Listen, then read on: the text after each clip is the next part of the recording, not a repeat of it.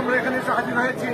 আল্লাহ পাক পরওয়ারদিগার বেরিয়ে যেন আমাদের দোয়াকে, আমাদের হাত তোলাকে যারা খাজা সাহেব হুজুর রহমাতুল্লাহ দরবারে আল্লাহ যেন কবুল করে দিক এবং বাংলার মুসলমানকে আল্লাহ পাক যেন হেফাজত করো এবং আজকে অরাজকতা যে অশান্তি চলছে সেই অশান্তি থেকে আমরা যেন সকলে যেন দূরে সরে থাকতে পারি এবং বিহারি বলে নয়, বাঙালি বলে নয়, সর্বজাতির মানুষ আমরা সকলে যেন এক হয়ে চলতে পারি।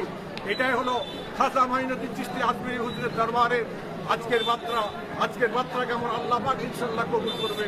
আশা করি সকল ভাইরা আপনারা দোয়া করবেন। আজকে যারা ফুরফুরা শরীফ দাদা হুজুর রহমতুল্লাহ আলাইহির অনুগামী অনুসারী যারা আছে তারা প্রত্যেকে দোয়া করবেন যেন আমরা এই দরবারে এসে দোয়াকে আমরা কবুল করে নিয়ে সকলকে যেন আল্লাহ পাক হেফাজত করেন। আসসালামু আলাইকুম, আল্লাহ হাফেজ।